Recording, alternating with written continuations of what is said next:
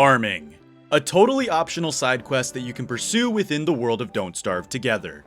While you can go your entire Don't Starve career without touching the mechanic, there's actually a lot of hidden complexity to the system. So much so that it rivals even dedicated farming simulator games like Stardew Valley. You have to balance nutrients, crop rotations, wilting, dealing with weeds, and of course, making sure every crop is as happy as possible. When crops are fully happy, aka they grow in their proper season, get watered enough, are tended to for each growth cycle, have a family of 4 or more, and get the proper nutrients, then they'll turn giant. That, ladies and gentlemen, is our goal today. To see if we can obtain not only one of every giant within an in-game year, but also see just how many giants I can get totally solo within an in-game year, which is 70 days if you did not know. And now, a new goal. I want to make and consume every single crop-based crockpot food. What about the restrictions of the run? As with all my challenge runs, I only have 1 life. No revives are allowed whatsoever.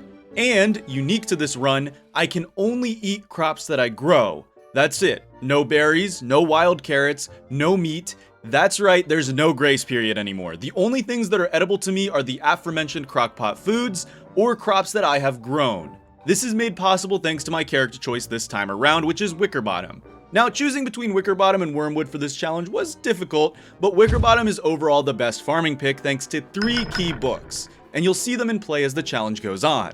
Now, enough yapping. Can I obliterate my previous record and absolutely master the ultimate farming challenge? Well, let's load into our brand new default world with Wickerbottom to find out. Day 1. The clock was officially ticking. We had to get our hands on as many seeds as possible and somehow find some manure to make the Horticulture Abridged book, and secure ourselves a meal. If you aren't aware, Wickerbottom comes equipped with many magical and decently powerful books. Well, she doesn't come equipped with them, she has to make them, but you get what I mean. Horticulture Abridged is one of the big 3 that we will require for this run. And this book is simple. Read it near your planted crops and they'll instantly grow up and become edible. The only problem is that this book cannot grow giant crops, but it's still an excellent way to get seeds to do proper rotations later down the line. Plus, right now, it would be the only way we could eat. We end the day with only 3 seeds in our inventory and no poop. Maybe I was in over my head here. Already at half hunger and we don't have nearly enough resources. Day 2 rolls around and the situation was getting more and more dire by the second. Seeds were completely up to RNG from birds, and manure would either require us to find a pig or beefalo. No, not that beefalo, this guy is completely useless. Throughout the day we get more and more seeds and eventually we reach our requirement. Now it was full steam ahead on the poop train.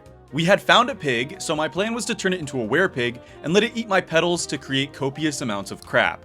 All we need is 4 monster meat, and we get 2 from the spiders nearby. Unfortunately, my encounter with the tentacle was just a huge skill issue, and I get clobbered down to minimum HP, and am forced to retreat. This wasn't really looking that good. We get 1 more monster meat from a spider, but the damage was already done. By day 3, starvation kicked in, and with our already weakened state, it wasn't long until we perished. Ouch, that sucked. But honestly, most of that run could be attributed to bad RNG, so let's run that back real quick. And let me tell you guys, it was definitely an RNG issue. Because by the end of day 1 on run 2, we already had not only the 5 seeds we needed, we also found beefalo, which meant we could get all the poop we needed, stress-free. And by day 2, we had it. Horticulture Abridged. With half our hunger to spare, we dedicated the rest of today to setting up shop. Now, I couldn't be too picky about my base location, I don't really have the time to be, so I settled down locally next to a whole swarm of frog ponds for water. And a crockpot set piece nearby definitely did not hurt. We finally get our first farm plot going, and by the end of day 2, we use our book on 5 seeds that we obtained throughout the day to grow ourselves a bountiful harvest. Well, bountiful is not the proper term for it. 2 of the 5 seeds ended up being weeds, which are unedible, and it kind of ruined our chances of getting more seeds, but that's okay. We still had plenty of time to push that gas pedal on this run and start up the giant factory. Plus, we got corn, which is actually a very underrated crop, as it provides a nice amount of hunger when eaten raw. No processing needed. And to my surprise, we actually did get carrot seeds. Or I guess that shouldn't be a major surprise. Carrots, much like potatoes, are very easy to keep happy both in real life and in game. Root vegetables really are the best when it comes to staples. Day 3 was a lot of the same. We really had to get some stable footing here. Enough food to afford an adventure and enough seeds to start our first autumn crop rotation. Right now, happiness isn't our main goal, we're just hoping to obtain at least a few seeds by watering the crops as they grow. On our second book use, we get a much more bountiful harvest, and we utilize that crockpot set piece to make our very first crop-based dish. Fancy spiraled tubers. These are a nice and simple dish that can be made with 1 potato, 2 twigs, and then pretty much any filler vegetable. It's not horrible for hunger and actually gives you some decent sanity. It would be a staple of this run, especially early on. We now finally had the luxury of being able to travel for a little bit, which was good because there was a bit of a shopping list that we needed to go grab. Wickerbottom's books are limited time use. That is, unless we can make a bookshelf. So that's our main goal. And our next goal goes hand in hand, getting more papyrus, to get the other 2 crop growing powerhouse books later down the line when survival is no longer an issue. So after planting some more seeds on day 4, in hopes that they would grow slightly happier if not forcefully grown, we head out in search of those precious reeds. Eventually on our journeys we find a totally normal tree, which was perfect because one of these guys is all we need for our bookshelf. And then, not far away, the swamp. Yeah, whoever chooses the seeds over at Clay was definitely feeling pity on me for that last run. Thank you, bro. We collected reeds, and of course, I almost squandered this run by fighting a tentacle again. Seriously, I don't know why I'm skill issuing this hard against them lately, but oh well. We then head home, 8 reeds in hand, which was not a bad haul, and we now knew where the swamp was for more. Make it home on day 5 and use our book once more to get ourselves some more nourishment. This time making yet another crockpot based recipe. One that's not entirely worth it though. Stuffed eggplant. This poor recipe seriously needs a buff, as raw and braised eggplants are generally seen as better. But oh well, it was on the list, so we had to make and eat it. The rest of the day was spent plotting my next move. I had big plans for this run, but if we didn't move fast, one crop in particular will become unavailable to us until summer. And I'm shooting to have every giant by the end of spring, so we had to start kicking into gear here soon. Day 6 started with us getting a lot of gold. We would need this primarily for golden hose. 500 giant crops is no measly amount. We'll be going through these things like butter. Not to mention, I also wanted to get some axes for boards for scale-o-matics, and, just getting golden tools in general for drip. I'm a simple man, Then we spent the rest of the day getting even more reed, the classic Wickerbottom let's play type stuff here. Day 7 was advancement day. Our farm was growing just fine naturally, so it was time to get ourselves a science machine. Now, remembering the amount of people mad at me for my island-only challenge, I finally remembered that Wickerbottom doesn't actually require an alchemy engine, so the science machine was all we needed to craft for almost everything. Using said science machine, I then make a boomerang. This is because we would need jet feathers for feather pens, an important crafting ingredient for not only the bookshelf, but also one of the books that we required. We get just that, and finally at the end of day 7, we had ourselves a bookshelf, which will regenerate any books placed in it, essentially allowing our books to be infinite use as long as we use them within reason. Not bad, but autumn was coming to a close and we had no giants. It was time to change that. So in order to change that, we must first head down into the caves. One of the books is tied to this location, but we would also need a basilisk wing for our gramophone we would be making to auto-tend to our crops. Our first cave is a bust. We're looking for light bulbs and the amount here was lacking. So on day 9, we head towards the rocky land biome, hammer some pig heads down, harvest some grassy geckos, and then make our way into another cave. This time, it had everything we needed. Ladies and gentlemen, power book number 2 is Lux Eterna. But wait, why? Doesn't this just give you a light radius? Well, yes, but it's the properties of this light radius that make it so powerful for this run. You see, not all light is treated the same. For example, campfire light, while it's enough to keep the player alive, is not considered true light by the game, which means crops will halt their growth during this time. However, there are a few light sources that provide this true light, allowing crops to grow 24/7. These are Dwarf Stars from Starcaller's Staves, Willow's Fireball spells from her skill tree, and finally, Lux Eterna Lights. Lux Eterna being the absolute best as it can be placed in the middle of a crop field with no worry of burning everything down. Now during autumn, with short nights, the effect is negligible, as crops are only asleep for at most like 45 seconds or so. But in long night seasons like winter and spring, this book will seriously push us ahead. What's better is Lux Eterna can be reduxed, making the light last 2 whole days. Now that's good value. With this new powerhouse book in our inventory, day 10 was spent grabbing up some pig houses, mostly for boards and cut stone. and then finally reduxing the aforementioned Lux Eterna, and even making a second one just in case, you never know.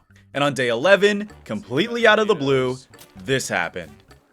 We might be able, no, we're close, but we're not exactly there yet. We're close. 1, 2. Is that a giant corn? That was our first giant. Corn. Fittingly enough, I think that was our first giant in the iteration of this challenge I did a year ago as well. But now was no time to celebrate. We needed to head out with 2 things on our shopping list. Gears for an icebox or 2, the reason we're getting iceboxes should be obvious. And finally, bat wings for a record disc, you know, for the gramophone to auto tend to our crops. We get both of these things on day 12, and then using a gramophone, we can hands-free tend to all of our crops at once. It's not quite as powerful as the fruit fly, and still requires some input on our end, but it will help us out a lot in the meantime. We officially had everything we needed to start giant maxing on day 13, which left us 7 or so days to get as many autumn giants as possible. One of those was my main priority, however, chili peppers. These only have 2 preferred seasons, autumn and summer.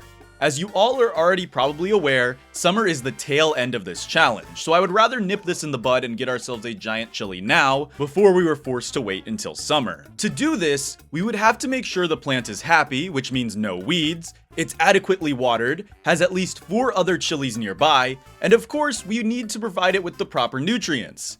Now, nutrients are the backbone of Don't Starve Together's farming system. There's 3 main nutrient types: manure, formula, and compost. Now, there's a whole in-game wiki for this system, however, it's a bit archaic, as most things are in Don't Starve. So I would suggest actually searching for your nutrient profiles on the wiki. Here you can use some simple addition and subtraction math to figure out which crops work together in a rotation, and what crops won't work together. Now, I get it, nutrients may sound pretty overwhelming.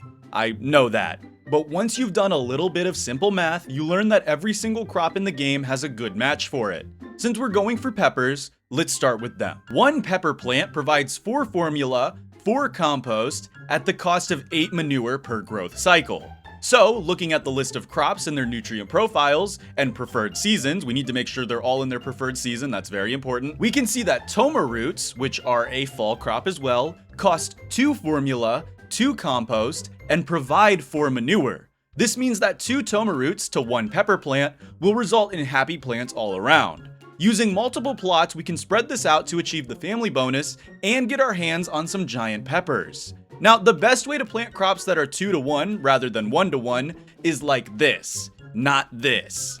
But unfortunately, I didn't realize that until halfway through the run. Either way, hopefully that all makes sense. It's really not too complicated once you get down to the mathematics. Now, back in the run, I don't actually have 4 chili seeds, but this is where Wickerbottom's horticulture book comes in for seed farming. While using the gramophone and spam watering the crops, we can force grow the plants while retaining their full happiness. This won't result in giants, sadly, as book-grown crops can never become giant, but it does result in very happy plants, netting us the seeds we need.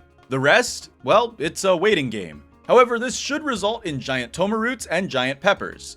Oh yeah, we got another giant corn today out of nowhere, so add that to the tally. 2 out of 500.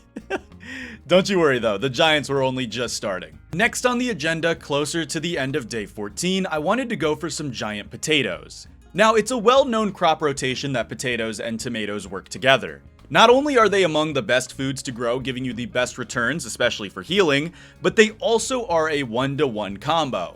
No worrying about using extra plots. Simply just plant 4 potatoes and 4 tomatoes, and you're golden. You can theoretically get 5 potatoes and tomatoes if you use mods to help you till closer together, but I'm evil, so we're doing this the vanilla way, which means we'll stick with 4 to 4. Insanity also strikes tonight, something that will happen a lot thanks to our books, but thankfully, insanity is kind of a joke, especially in Don't Starve Together where you can get 2 hits per kiting cycle instead of only 1 like in the OG version of the game, so I'm proud to say it mostly goes ignored throughout this run, much like hound attacks, which are really not that bad. On day 15, we get ourselves another crop exclusive dish to add to the list. Or make that 2 actually. The first one is stuffed pepper poppers. Honestly, I have no clue why anyone would ever make this dish. It's not terrible, it gives you a surprising amount of health, but you lose sanity. and the much better dragon pie, which is a surprisingly cheap, amazing food and healing source, and is really the only good way to utilize dragon fruits. Speaking of crops, today we prepared yet another segmented plot for more giants. This time I was planning on growing a 1x3 crop combo, this being pumpkin, corn, and eggplant. Mixing one of each of these crops provides a net neutral nutrient profile, man, say that 3 times fast, which means we can get giant pumpkins and eggplants out of the way as well. All things considered, it seemed like we were going to go into winter incredibly strong, and with nights getting longer, Lux Aeterna's value was showing more and more.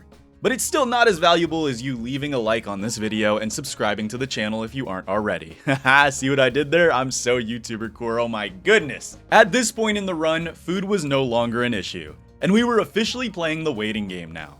So I spend day 16 gathering resources. Ice would be invaluable later on in a powerhouse dish that would carry us throughout the run, and we also got more gold because, like I said, we were gonna need it. And when we came home, the giants started rolling in. I counted 12 entire giants by the time we got home, and they didn't stop coming. In the morning, the variety was clear that we had obtained both a giant toma root and a giant pepper.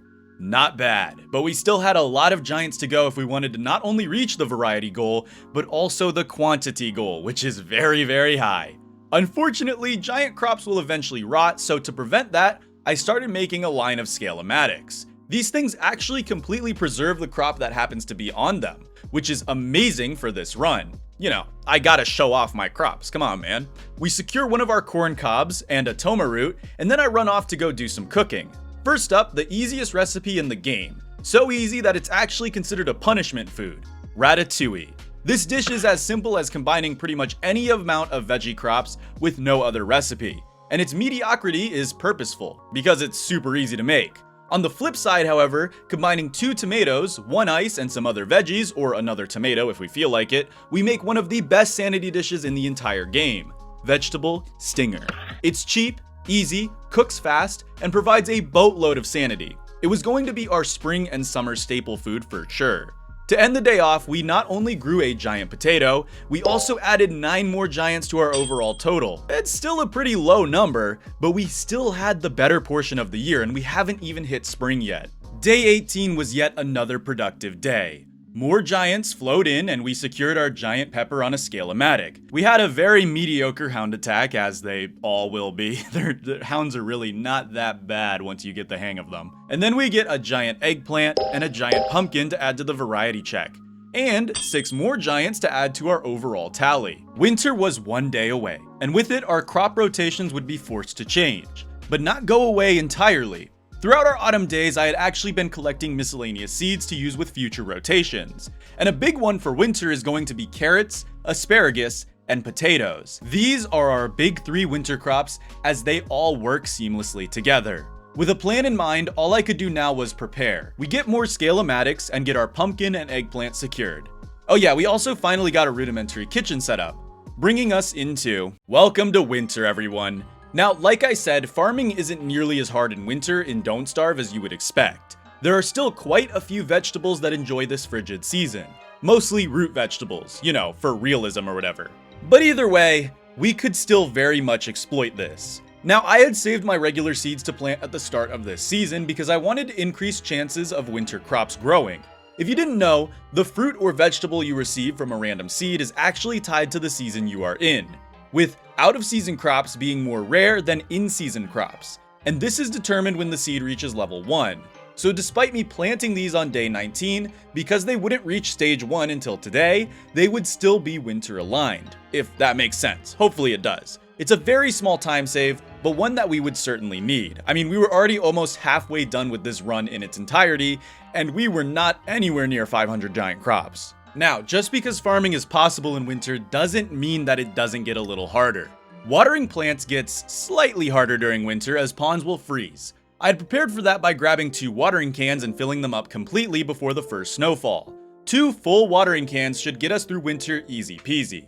Now it's time to work towards our winter giant combos. But first, using a melon I had gotten, some twigs, and ice, we make melon sickle. Not a horrible dish, but honestly, eating melons raw is just as good as they are the only crop that actually naturally give you sanity. However, the next dish I make is really good for all around eating.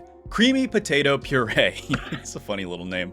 This dish requires garlic and potato, and basically acts like souped up jerky. It's pretty nice. Unfortunately, garlic is a pain to rotate into crop combos, so we won't see it much. And outside of this dish, garlic is mostly useless. We then did our little ritual to farm up some more asparagus seeds, and then the rest was all up to time. So let's go knock off some more dishes while we wait. On day 23, we go out bee hunting. We need honey for 2 dishes, and the wax will allow us to wax a crop of our choosing.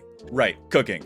First up is pumpkin cookies, which is literally just pumpkins and honey. It's not a great dish, all things considered, as are most non-meatball dishes, but it's not horrible if you're looking to convert pumpkins into sanity. Then, using toma roots and onions, we can make salsa fresca. Pretty much the only thing onions are good for in this game, sadly. And finally, using asparagus and some filler, we make asparagus soup, which is ultimately kind of a punishment dish, as asparagus soup can leech value off of other dishes if you accidentally use it as a filler. But oh well, it's not that bad. Not even halfway through the challenge and we were already almost done with the crockpot segment of it. We were only missing 2 things, but those will have to wait because it's farming time.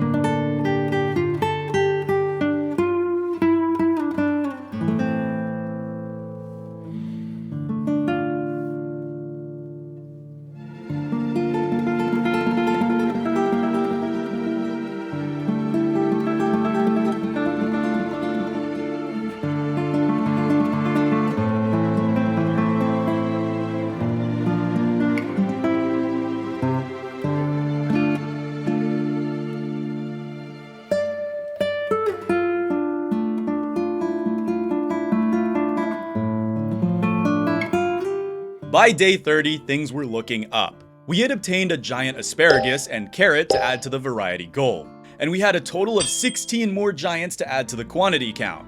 And tonight, everyone knows who's coming. Now last time I did this run, I ignored Deerclops, because there was no real reason to fight the beast. This time, however, getting the Ibrella is crucial to my plans, especially for summer, so it was time for a battle. Oh, I hear you. Come on, let's go. Why'd you spawn so far away? Alright, let's play.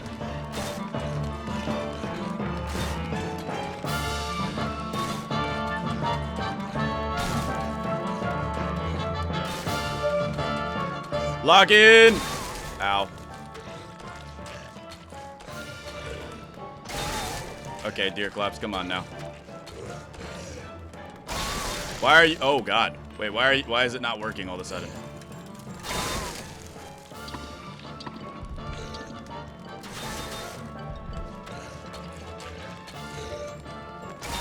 Why is it not working all of a sudden? Oh God! No! Hold up!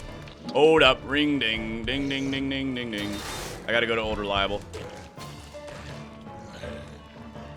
I gotta go to old reliable. I know we're gonna lose more sanity. That was embarrassing. Oh God, okay, hold on. Hold on, chill. Take a chill pill, buddy. Take a chill pill. Uh-oh. Did I not make armor? Oh, armor. Idiot. Oh, don't have enough. Oh, don't have enough. Oh dear. Why am I getting mogged by Deerclops? Why am I getting mogged by Deerclops of all people?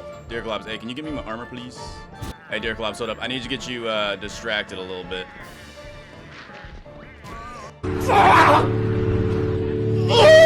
You've got to be. Oh my God. Oh, the penguins! The penguins did it! The penguins did it!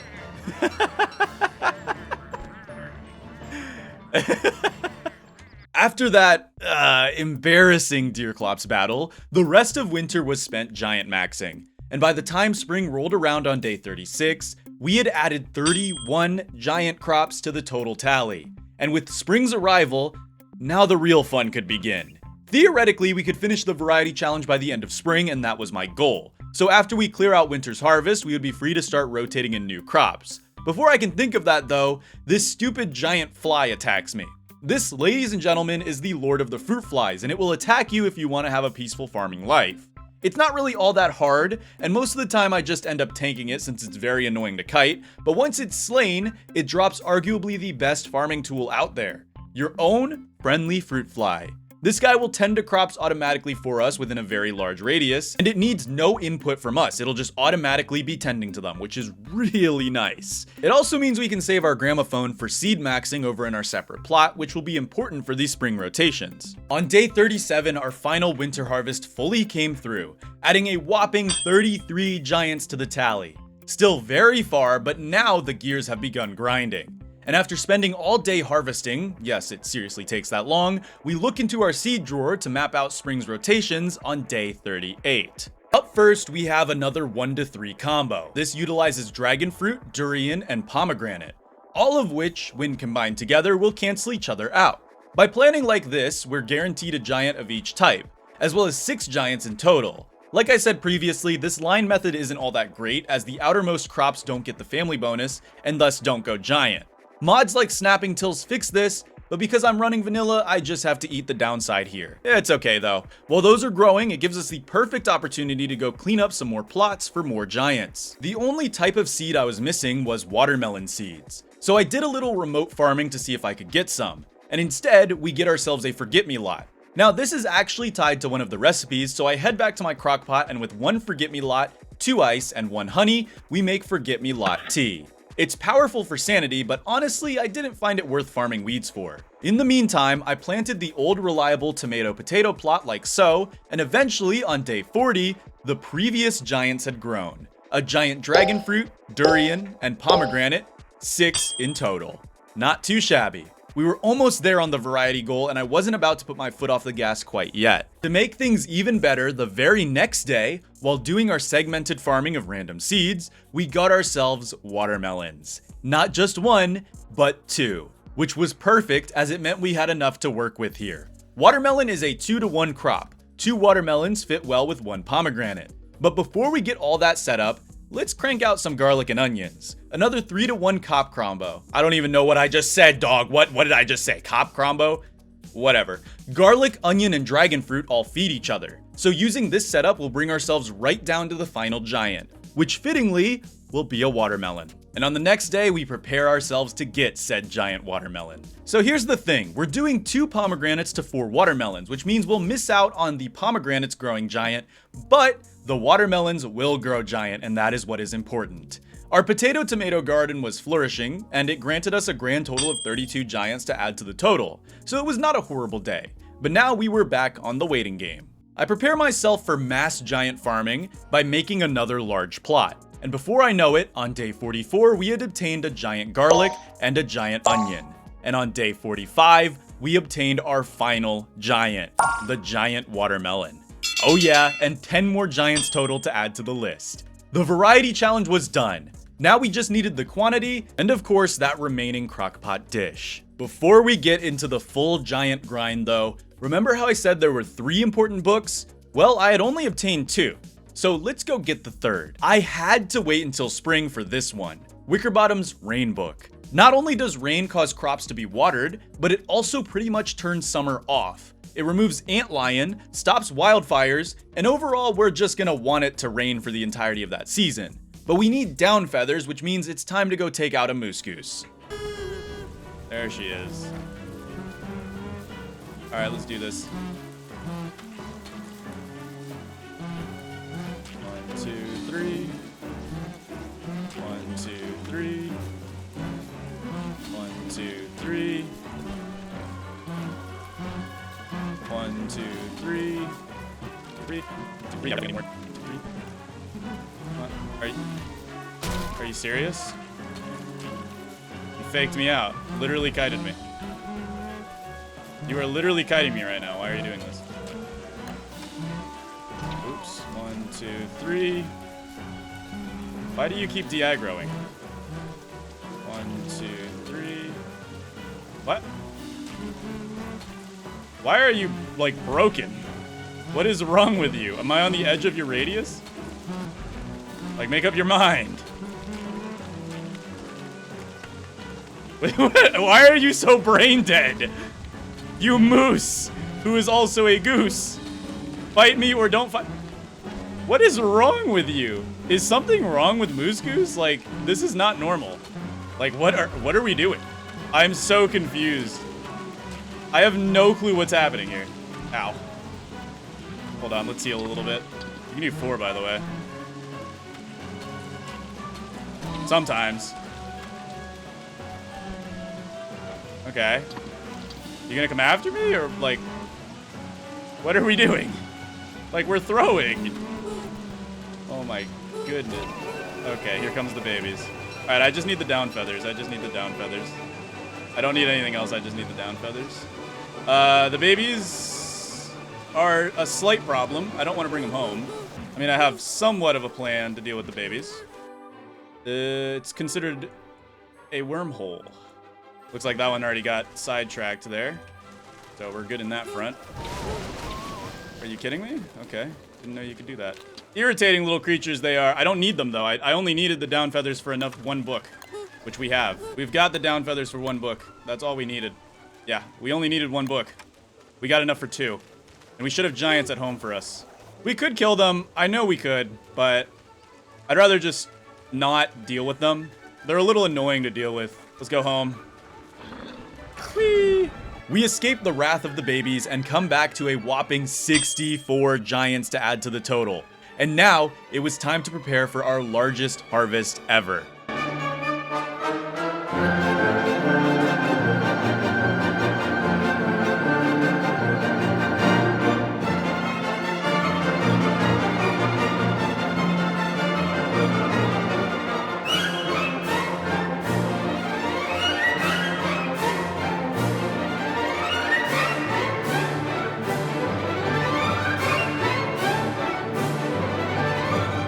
And so, on day 53, we have quite possibly the largest giant harvest in my entire Don't Starve Together career, period. 128 giants added to the tally. But summer was coming, and fast at that. Thankfully, summer is actually a really good growth season despite what you may initially think, especially because we're gonna make it rain all summer. So, what was our summer giant rotation going to be? Well, a mix of the new rotation will be a 2-to-1 with toma roots and dragon fruit or chili peppers. Chili peppers and dragon fruit have the exact same nutrient profile, so we can swap them out as much as we like. And finally, we'll be reusing the pomegranate and watermelon 2-to-1 combo. The clock was ticking, our last season, and we still needed quite a few crops. Oh yeah, and that crockpot dish, but that's easy. We just needed to stop being lazy and actually put the fruits in the pot. Don't worry guys, I'll make it. But for now, enjoy this base building and giant gathering summer montage.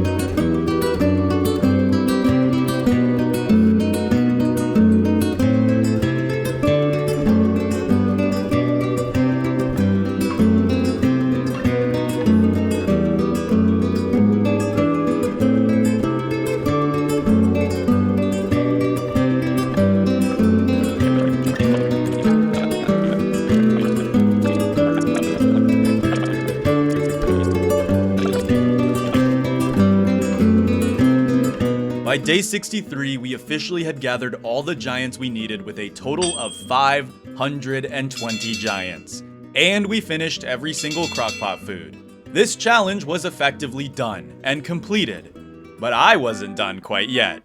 I'm still seeing just how many giants we can feasibly get before the end of this run, so let's get back to work.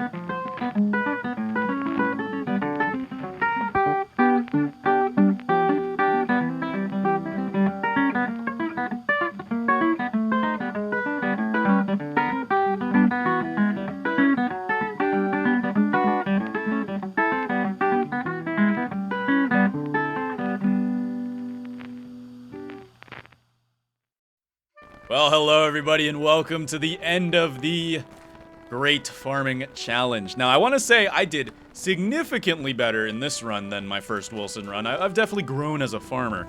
I want to say that much. Here's our little end of the challenge base tour that I normally always do. We've got our kitchen here, full of you guessed it, watermelons. We've got our compost pile over here that's slowly rotting. We've got basically our main storage zone here, which has got a nice wood border. And then we've got our main farm. We've got all of these guys. And dude, I love this. And we also did something new. Instead of doing just a line like I did last farming challenge, I did kind of like a T. That way it's more compact and more, I don't know, it just fits better with making the base look a little cleaner. And then we got the alternating farms on these sides, both sides, and then we have this extra farm plot over here. And so, that was it. And I am proud to say that we not only absolutely smoked my original run, but we also smoked our goal, with a total of 772 giants. I don't think I need to describe just how much that is. I think I made Past Me proud with this run. And while I may not have been Wilson, it's fun to try out other characters sometimes. Do you think I mastered the farming challenge? Well, let me know down below. Anyways, I'm off to go rest my hand. I definitely got carpal tunnel after all that tilling. I'm gonna see you, everyone. Polarlotus out.